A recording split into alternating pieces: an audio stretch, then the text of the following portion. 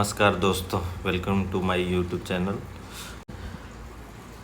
Saturday को मैंने video share किया हुआ था डीलिंग के बारे में, जिसमें मैंने बताया था कि एक पॉसिबल ब्रेकआउट यहाँ पे दिख रहा है और आज वैसा ही डीलिंग ने शो किया। डीलिंग का 13.62% ऊपर क्लोज हुआ। इसमें एक चीज़ और थोड़ा सा चार्ट पैटर्न मुझे दिखा कि सबसे पहला चीज़ इसमें क्या हुआ कि आज इसने गैप अप लिया और इसका जो प्रीवियस हाई का जो यहाँ पे ओपन हाई बना करके स्टॉक का एक रेजिस्टेंस बना हुआ था, उसने आज एक अच्छे से सुपर कैंडल बना करके क्लोजिंग दिया है।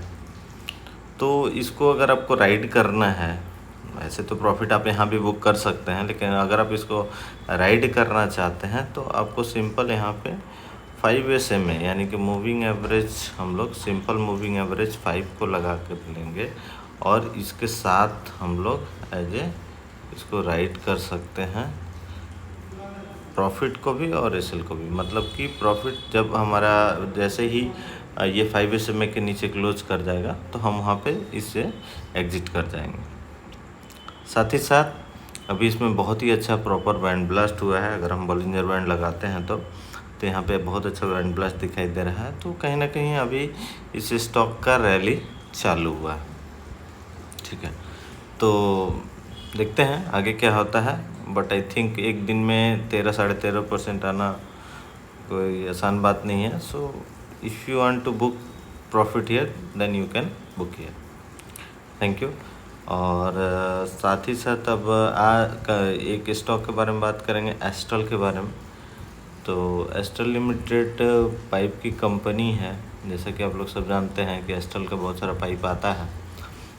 यहाँ पे क्या दिखाई दे रहा है, सबसे पहले हम लोग इसका हायर टाइम फ्रेम से चार्ट को देखना स्टार्ट करते हैं। तो हायर टाइम फ्रेम हम लोग यहाँ पे मंथली चार्ट को यूज़ कर रहे हैं। मंथली चार्ट में हम क्या देख रहे हैं कि स्टॉक एक बहुत ही दिन का लॉन्ग टर्म कंसोलिडेशन को ब्रेक कर रहा है। यहाँ पे लॉन्ग टर्म कंसोलिडेशन लगभग 5-6 महीने का एक कंसोलिडेशन चल रहा था, जो कि अगर हम लोग यहाँ पे एक प्राइस एक्शन देखें तो यहाँ पे दिखाई दे रहा है कि यहाँ पे लगभग 4-5 महीने का एक रेंज में फंसा हुआ था स्टॉक। उसके बाद इसने लास्ट महीने भी क्लोजिंग करने का कोशिश किया है। साथ ही साथ इसका नेक्स्ट कैंडल जो है एक ही बहुत अच्छा इसके ऊपर से क्लोज होने का कोशिश करा। अभी मई मंथ हमारा क्लोज नहीं हुआ था, जैसे मई मंथ होता है तो एक पॉसिबल ब्रेकआउट यहाँ पे देखने को मिल सकता है।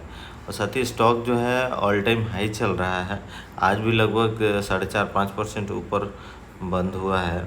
तो अगर हम इसका डे टाइम फ्रेम लगाते हैं तो नहीं, लाइक वीकली टाइम फ्रेम पे अगर हम लोग जाकर देखें तो हम लोग को यहाँ दिखेगा कि ये एक रेंज में ये स्टॉक आज फंसा हुआ था बहुत दिन से। जैसे कि स्टॉक का मूवमेंट का 3 तरीका होता है, एक up trend, sideway and then down trend.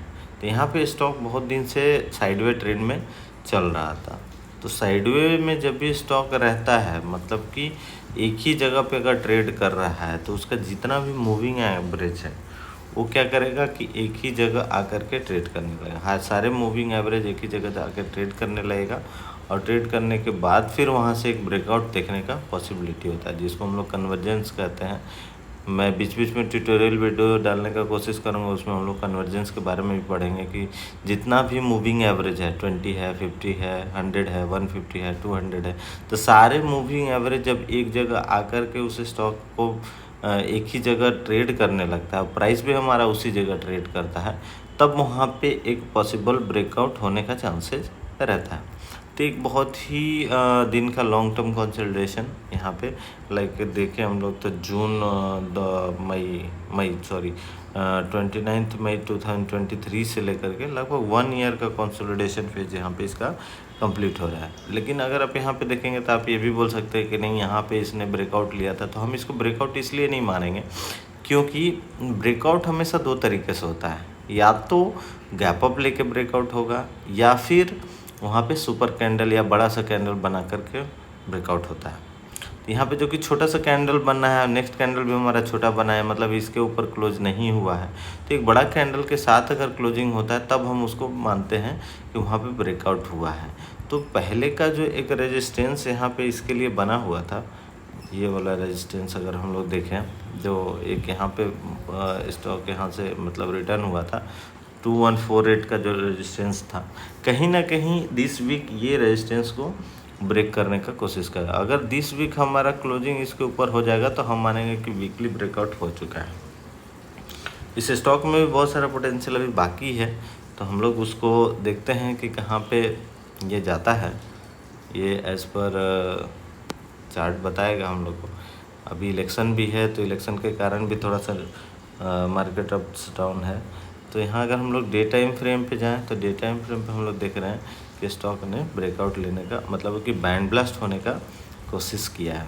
Band blast होने का सबसे बड़ा रूल यही है कि अगर स्टॉक यहाँ पे 20 SMA के ऊपर में, लगभग ये हमारा जो बॉलिंजर बैंड है, इसका बीच के लाइन को हम लोग 20 SMA बोलते हैं, 20 मूविंग एवरेज। तो उसमें अगर 5-6 दिन 8 दिन से अगर ट्रेड कर रहा है, एक ही जगह ट्रेड कर रहा है, तो वहाँ पे क्या होता है, वो भी बैंड के साइड में, मतलब कि अपर बॉलिंजर बैंड के साइड में अगर ये ट्रेड कर रहा है तो कहीं ना कहीं बैंड ब्लास्ट होने का चांसेस रहता है। तो अभी हमें यहाँ दिखाई दे रहा है कि ये स्टॉक में बैंड ब्लास्ट हुआ है, साथ ही साथ हमारा ये स्टॉक ऑल टाइम हाई पे ट्रेड कर रहा है। तो आगे देखते हैं कि इसको हम लोग कैसे, ये कितना मूवमेंट लेता है। और इसको भी राइड करने का मेरा सिंपल, किसी भी स्टॉक को राइड करने का तरीका है कि डे टाइम फ्रेम पे हम लोग उस जगह पे केवल 5 SMA को लगा लेंगे और 5 SMA के साथ हम इसको राइड कर सकते हैं।